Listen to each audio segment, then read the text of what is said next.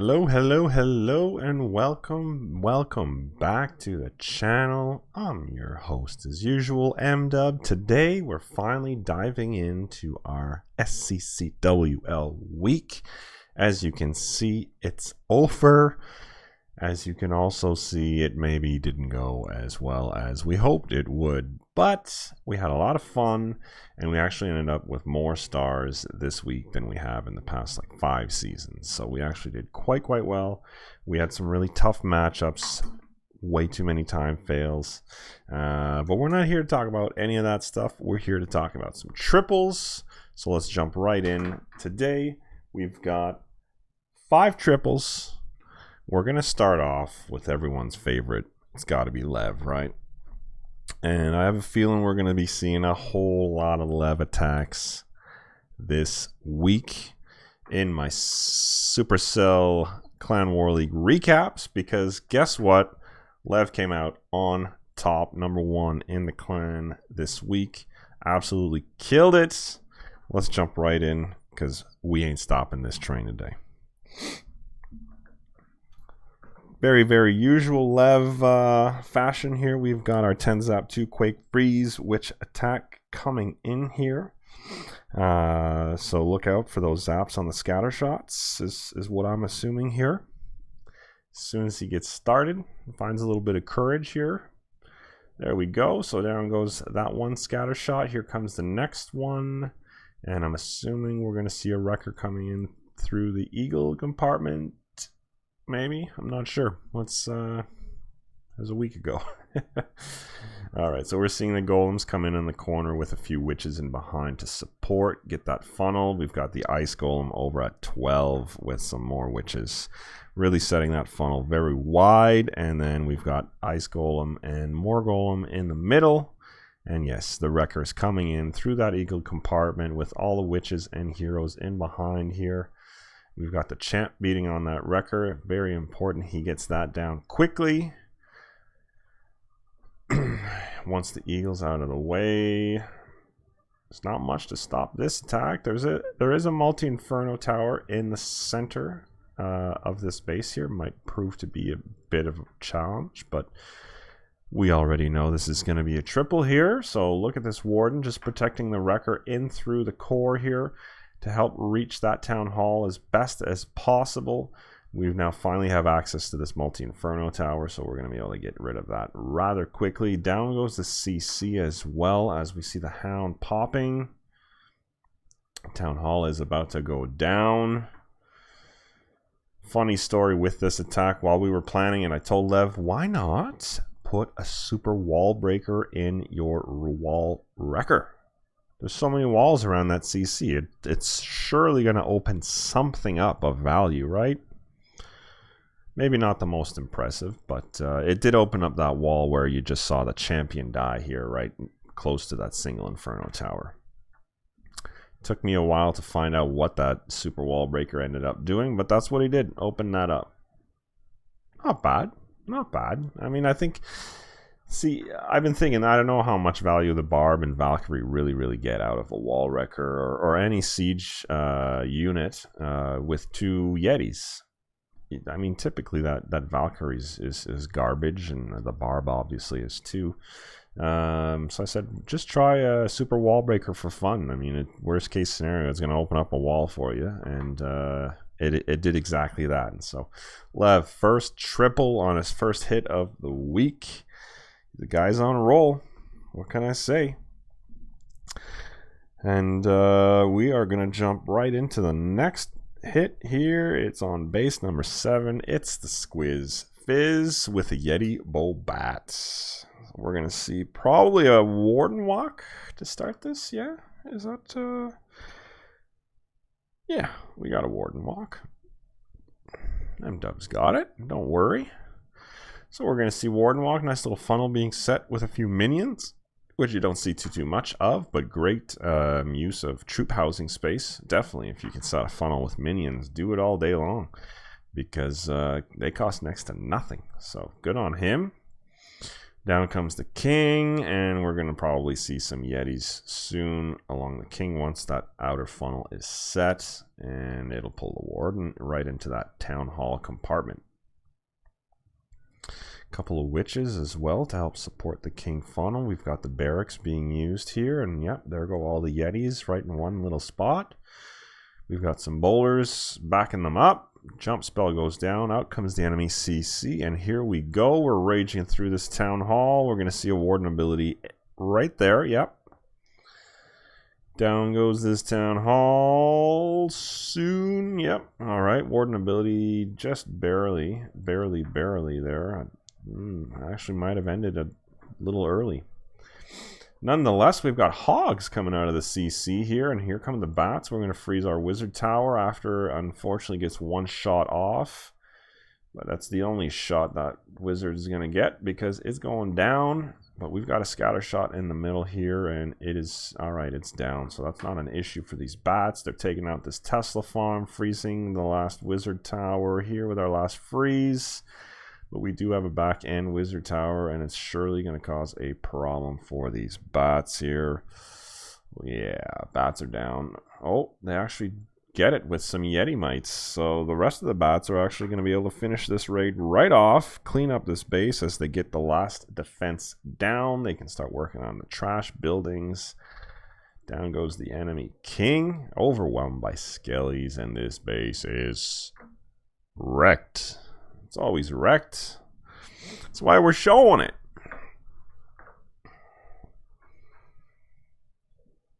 And the bats are just going to finish this off with some skellies. Beauty job by Squiz, who had a number of triples this week. I think he had 3 or 4. So he had a pretty decent week. You'll see later on, Squiz goes and kicks it with some pretty interesting strategies as the week progresses. But now we're going to jump into JJ's Hit here. We've got a Yeti Zap attack coming in. So we're going to start that warden walk nice and early, and I think what we're going to do is actually zap that scatter in front of the warden to facilitate the warden walk and end it a little earlier. Yeah, so there goes that scatter. Very nice job there. Don't have to spend too much time on the warden walk if that entire compartment's down. We've got an archer and a wizard helping out with the funnel. And then we've got the baby drag as well. We've got the super breaking that in. And so I'm assuming the Yetis are about to drop here and swarm this entire compartment after we finish deploying our healers. A little late. Noticed he was missing some. But down they go, the healers, and we're probably going to rage through this compartment and jump. Yeah, here's the jump. Here's the CC. Where's that rage? There it is. Warden ability's been used as well. Protect the troops since Eagle's going down. We've got the barracks coming in. The king is doing some nice work on the outside here. The town hall is about to go down, but we don't have a warden ability. Not going to be much of an issue as not many troops stayed in that compartment. Reason for that, we've got a jump and a rage overlapping on that compartment. So as soon as the town hall was down, the rage was able to speed up those troops and get them out of there via the jump spell. And so they were rather well protected in this case here. Very nice by JJ, who recognized that and was able to use his warden much earlier in the raid, which allows his troops to get protected while there are more of them. This is looking rather thin at this point here, but the barracks did just pop, so we've got some hogs coming out with the royal champ. We've got a king, queen, and champion ability left. All our heroes are standing. Not many troops besides those heroes, though. We've got heaps of wizards. Archers are doing some work as much as they can. Champion is tanking the scatter, though. It is going to be an issue. Probably use that ability real soon. But that single is going to lock on the champ very soon here. Yeah, there she goes. Pops the ability. Okay, she gets the wizard, but she's not getting that. No. And here it is. We've got the last enemy hero down. The wizards are beating on a wall. Single is targeting all the wrong troops here, very much to JJ's favor. Troops come in, boom, boom, boom, and we've got, wow, all the giant bombs in the world. 3 giant bombs at the end of the raid. Very nice job there by JJ, avoiding those bombs, saving them for the very end of the raid so that they don't become an issue. Sometimes you get lucky, you know what I mean? A lot of times you don't. So, good for JJ on that one. Now we've got Ramai coming in with his first triple of the week. He had quite a few as well, using different strategies, and this time it is going to be witches. Zap witches. Very much like Lev. I think people are watching Lev here, and they are recognizing that this attack strategy is very, very strong in this current meta here. We do see golems being used in opposite corners with a few witches in behind. Help set that funnel. Always want to let them work for a few seconds before dropping all those center troops. Here comes the Wrecker, the heroes, the rest of the witches and golems.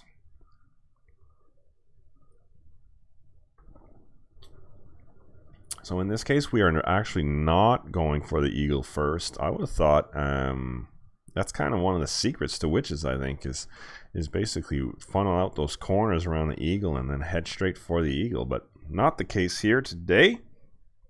And we know it works out anyways. We got a few witches lagging behind here.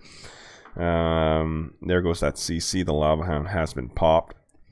So the Queen and witches are able to work on that as the Town Hall goes down. Finally, the champion is taking care of the enemy eagle. Got a couple of abilities still remain here. We've got a couple wizards as well in the pocket yet to be deployed.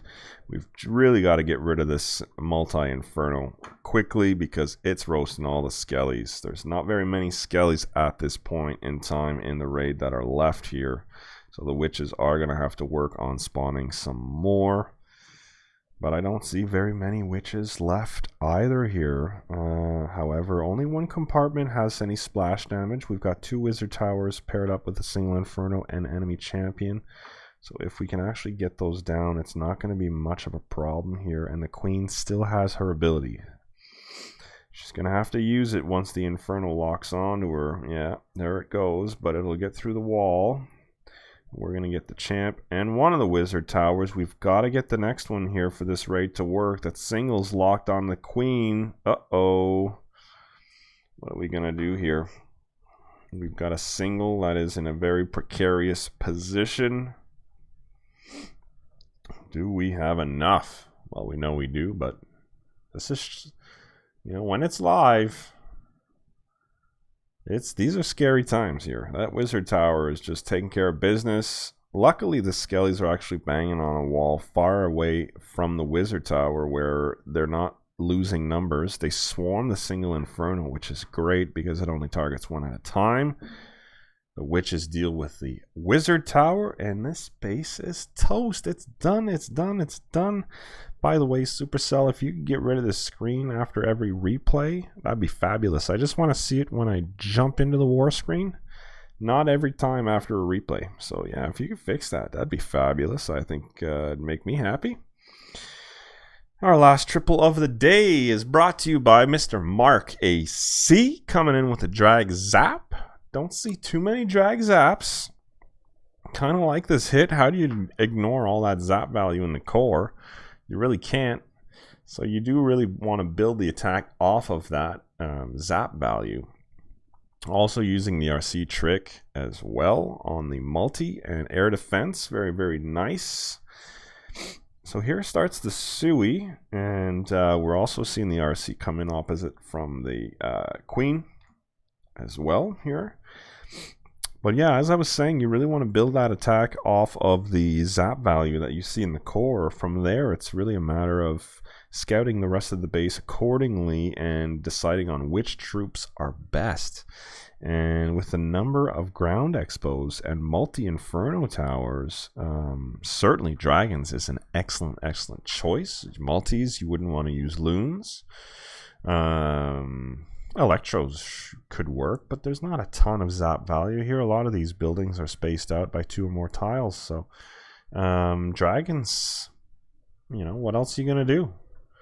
So very nice job identifying this base here, after basically I think at least building the attack off of that zap value. So solid job. If we saw all single infernos, we probably would have expected to see a zap lalo on this base, but it is all multis, so we're using drags. Makes a whole lot of sense here. Slammer's doing its thing as well. Very nice, doing some tanking. Warden ability through the Town Hall death damage, and there's not much to slow these drags down. I mean, they're just gonna go through this base with tons of dragons left. Look at that. We've got what, 8, 9, 10 dragons still left. 10 dragons, is that right? Little tornado, but that's not gonna bother anyone. There's nothing left here, guys. There's no air defense. All the air defense were on outside areas, very accessible by the Sui. So yeah, not the strongest base. Good job by Mark exploiting all of its defenses, and that's it for day 1. Unfortunately, we did lose this day. You know, kind of sucked. We did have quite a few time fails, unfortunately, but I don't think it would have been enough. However, when you do see a 1-star attack like we see right now on base number 2, never a good thing. But hey, you know, it was the first day of the week. Some of us are a little bit rusty, and well, that's what you get. So some very nice triples today by Lev, Squiz, JJ, Vu, and Mark. We're seeing quite a different array of attacks as well, which is nice. So stay tuned for the next video coming up. It's going to be day 2 of our CWL week, and let's take a look here. Oh, it's Viva Iran, and spoiler alert, there are the scores. So come back, check that video out. It will be available soon. In the meantime, please subscribe to the channel and clash on, guys.